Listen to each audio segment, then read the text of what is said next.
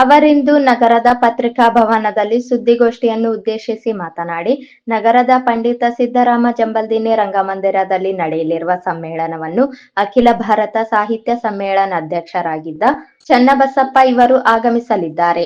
ಒಂದು ಕವಿಗೋಷ್ಠಿ ಸೇರಿ 3 ಕವಿಗೋಷ್ಠಿಗಳನ್ನು ಆಯೋಜಿಸಲು ತೀರ್ಮಾನಿಸಲಾಗಿದೆ. ಸಮ್ಮೇಳನದ ಯಶಸ್ವಿಗೆ ಸ್ವಾಗತ ಸಮಿತಿ ಸೇರಿ ವಿವಿಧ ಉಪ ಸಮಿತಿಗಳನ್ನು ರಚಿಸಲಾಗಿದೆ. ಈಗಾಗಲೇ ಸಿದ್ಧತೆಗಳು ಪ್ರಾರಂಭವಾಗಿವೆ. ಕನ್ನಡ ಪರ ಸಂಘಟನೆಗಳ ಸಭೆಯನ್ನು ನಡೆಸಿ ಸಮ್ಮೇಳನ ಯಶಸ್ವಿಗೆ ಸಿದ್ಧತೆ ಕೈಗೊಳ್ಳಲಾಗುತ್ತಿದೆ. ಸಮ್ಮೇಳನಾಧ್ಯಕ್ಷರನ್ನು ಪರಿಷತ್ ಕಾರ್ಯಕಾರಿ ಸಮಿತಿ ಸಭೆಯಲ್ಲಿ ಚರ್ಚಿಸಿ ಸರ್ವಾನುಮತದಿಂದ ಆಯ್ಕೆ ಮಾಡಲಾಗಿದೆ. ಕೆಲವರು ದುರುದ್ದೇಶಪೂರ್ವಕವಾಗಿ ತಪ್ಪು ಮಾಹಿತಿಯನ್ನು ಹರಡಿಸುತ್ತಿದ್ದಾರೆ. ಚರ್ಚೆಯ ಮೂಲಕವೇ ಆಯ್ಕೆ ಪ್ರಕ್ರಿಯೆ ನಡೆಸಲಾಗಿದೆ ಎಂದರು. ತಾಲೂಕು ಕನ್ನಡ ಸಾಹಿತ್ಯ ಪರಿಷತ್ ಇದೇ ಮಾರ್ಚ್ 6ನೇ ಕನ್ನಡ ಸಾಹಿತ್ಯ ಸಮ್ಮೇಳನವನ್ನು ಮಾಡಬೇಕು ಅಂತೇಳಿ ನಿರ್ಧಾರ ಮಾಡಿದೆ. ಆ ಒಂದು ಸಮ್ಮೇಳನಕ್ಕೆ ಅಧ್ಯಕ್ಷತೆಯನ್ನು ಮಾಡಲಿಕ್ಕೆ ಸರ್ವಾಧ್ಯಕ್ಷತೆಯನ್ನು ಮಾಡಲಿಕ್ಕೆ ನಿನ್ನೆ ನಾವು ಎಲ್ಲ ಕಾರ್ಯಕಾರಿ ಮಂಡಳಿ ಸಭೆಯನ್ನು ಕರೆಸಿದ್ವಿ. ಆ ಸಭೆಯಲ್ಲಿ ತುಂಬ ಚರ್ಚೆಗಳಾಗಿ ಹೆಸರನ್ನು ನಿರ್ಣಯ ಮಾಡಿ ಸರ್ವಾಧ್ಯಕ್ಷರ ಒಂದು ನಿರ್ಣಯವನ್ನು ಮಾಡಿದ್ದೇವೆ. ನಿಮಗೆಲ್ಲ ಗೊತ್ತಿದೆ, ಕನ್ನಡ ಸಾಹಿತ್ಯ ಪರಿಷತ್ತು ಕನ್ನಡ ಭಾಷೆ, ಸಾಹಿತ್ಯ, ಕಲೆ, ಜನಪದ, ಸಂಸ್ಕೃತಿ ಅನೇಕ ರೀತಿಯ ಕನ್ನಡ ಸಂವೇದನೆ ಕುರಿತಂತೆ, ಕನ್ನಡ ಅಭಿವೃದ್ಧಿ ಕುರಿತಂತೆ ತನ್ನದೇ ಆದ ಒಂದು ಸೇವೆಯನ್ನು ಮಾಡಿಕೊಂಡು ಇಲ್ಲಿವರೆಗೆ ಬೆಳೆದ ಬಂದಿದೆ. 100 ವರ್ಷಗಳವರೆಗೆ ಕನ್ನಡ ಸಾಹಿತ್ಯ ಪರಿಷತ್ತು ಎಲ್ಲರ ಜನಮನವನ್ನು ಗೆದ್ದಿದಂತೆ ತಪ್ಪಿಲ್ಲ. ಅಂಥ ಒಂದು ಕನ್ನಡ ಸಾಹಿತ್ಯ ಪರಿಷತ್ತು ತನ್ನದೇ ಆದಂಥ ಒಂದು ತಾಲೂಕು ಜಿಲ್ಲಾ ಘಟಕಗಳಲ್ಲಿ ಅನೇಕ ರೀತಿಯ ವಿಶಿಷ್ಟವಾದ ಕಾರ್ಯಕ್ರಮಗಳನ್ನು ಮಾಡುವ ಮೂಲಕ ಕನ್ನಡವನ್ನು, ಕನ್ನಡ ಸಂಸ್ಕೃತಿಯನ್ನು, ಕನ್ನಡ ಭಾಷೆಯನ್ನು, ಕನ್ನಡಕ್ಕೆ ಸಂಬಂಧಪಟ್ಟ ಅನೇಕ ರೀತಿಯ ಕಾರ್ಯಕ್ರಮಗಳನ್ನು ಮಾಡುತ್ತಾ ಇವರು ಕೂಡ ಜನರ ಮಧ್ಯೆ ತನ್ನ ಅಸ್ತಿತ್ವವನ್ನು ಉಳಿಸಿಕೊಂಡು ಬಂದಿದೆ. ಹಾಗಾಗಿ ಇವತ್ತು ಕನ್ನಡ ಸಾಹಿತ್ಯ ಸಮ್ಮೇಳನಕ್ಕೆ ಸರ್ವಾಧ್ಯಕ್ಷತೆಯನ್ನು ನಾವು ಘೋಷಣೆ ಮಾಡಿದ್ದೇವೆ. ಈಗಾಗಲೇ ಅವರು ನಿಮಗೆಲ್ಲ ಈಗಾಗಲೇ ಪತ್ರಿಕೆ ಹೇಳಿಕೆ ಕೊಡಬೇಕಂತೇಳಿ ನಾವು ನಮ್ಮ ಕೈ ಕೊಟ್ಟಿದ್ದೇವೆ.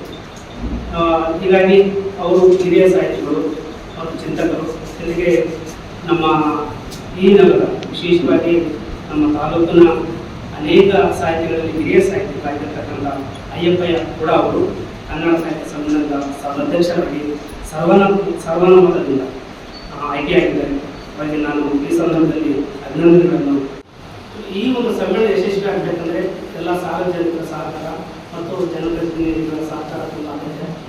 ಎಲ್ಲರೂ ತನ್ನ ಮನತನದಿಂದ ಸಹಕಾರ ಕೊಟ್ಟರೆ ಸಮ್ಮೇಳನ ಅದ್ದೂರಿಯಾಗಿ ಮಾಡಲಿಕ್ಕೆ ನಾವು ಪ್ರಯತ್ನ ಮಾಡ್ತೇವೆ. ಯಾಕಂದರೆ 5ನೇ ಸಮ್ಮೇಳನವನ್ನು ತುಂಬ ಅಚ್ಚುಕಟ್ಟಾಗಿ, ಅದ್ದೂರಿಯಾಗಿ, ಅಷ್ಟೆಲ್ಲ ಅರ್ಥಪೂರ್ಣವಾಗಿ ನಾವು ಸಮ್ಮೇಳನವನ್ನು ಮಾಡಿದ್ದೇವೆ. ನೀವೆಲ್ಲ ಸಾಕ್ಷಿಯಾಗಿದ್ದೇವೆ ಅಂತ ನಾನು ಅಂದ್ಕೊಂಡಿದ್ದೇನೆ. ಹಾಗಾಗಿ 6ನೇ ಸಮ್ಮೇಳನ ಕೂಡ ತುಂಬ ಅದ್ದೂರಿಯಾಗಿ ಮತ್ತು ಅರ್ಥಪೂರ್ಣವಾಗಿ ಮಾಡಬೇಕು ಅನ್ನೋದು ಒಂದು ನಮ್ಮ ಒಂದು ನಿಲುವು ಏನಿದೆಯಲ್ಲ, ಅದು ಯಶಸ್ವಿ ಆಗಲಿಕ್ಕೆ ನಿಮ್ಮೆಲ್ಲರ ಸಹಕಾರ ಬೇಕು ಅನ್ನುವಂಥ ಮಾತನ್ನೇ ಈ ಸಂದರ್ಭದಲ್ಲಿ ಮತ್ತೊಮ್ಮೆ ತಮ್ಮೆಲ್ಲ ಪ್ರತ್ಯಕ್ಷ ಮಾಧ್ಯಮಗಳಿಗೆ ಅದು ಕಾರ್ಯಕ್ರಮಕ್ಕೆ ತನ್ನ ಮನದಿಂದ ಸಹಕಾರ ಕೊಟ್ಟರೆ ಸಮ್ಮೇಳನ ಅದ್ದೂರಿಯಾಗಿ ಮಾಡಲಿಕ್ಕೆ ನಾವು ಪ್ರಯತ್ನ ಮಾಡ್ತೇವೆ. ಯಾಕಂದರೆ 5ನೇ ಸಮ್ಮೇಳನವನ್ನು ತುಂಬ ಅಚ್ಚುಕಟ್ಟಾಗಿ, ಅದ್ದೂರಿಯಾಗಿ, ಅಷ್ಟೆಲ್ಲ ಅರ್ಥಪೂರ್ಣವಾಗಿ ನಾವು ಸಮ್ಮೇಳನವನ್ನು ಮಾಡಿದ್ದೇವೆ. ನೀವೆಲ್ಲ ಸಾಕ್ಷಿಯಾಗಿದ್ದೇವೆ ಅಂತ ನಾನು ಅಂದ್ಕೊಂಡಿದ್ದೇನೆ.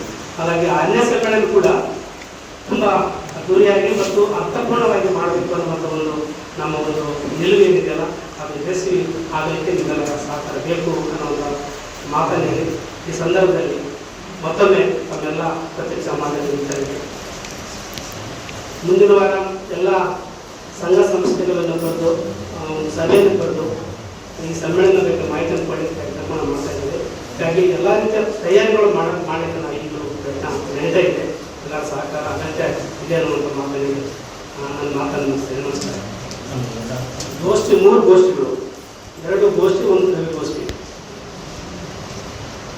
4 ಗೋಷ್ಠಿ ಮಾಡಬೇಕಂತೇಳಿ ಕೆಲವರು ಒತ್ತಾಯ ಮಾಡ್ತಾರೆ. ಯಾಕಂದರೆ ಸಮಯ ಅಡ್ಜಸ್ಟ್ ಆಗಲ್ಲ.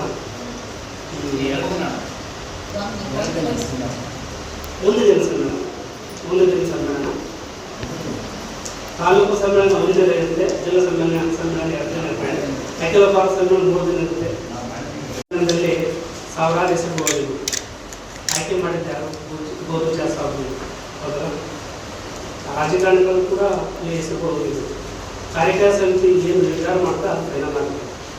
ಒಂದು ತಪ್ಪು ಮಾಡಿದೆ ಏನಂತಂದರೆ ಎಲ್ಲರಿಗೂ ಒಂದು ಹೇಳುವ ಅವಕಾಶ, ಅಂದರೆ ಅಧ್ಯಕ್ಷರನ್ನು ಆಯ್ಕೆ ಮಾಡುವಂಥ ಅವಕಾಶ ಎಲ್ಲರಿಗೂ ಇರಲಿ ನೋಡೋಣ ಅಂತೇಳಿ ಎಲ್ಲರೂ ಕರೆದಿದ್ದೀವಿ.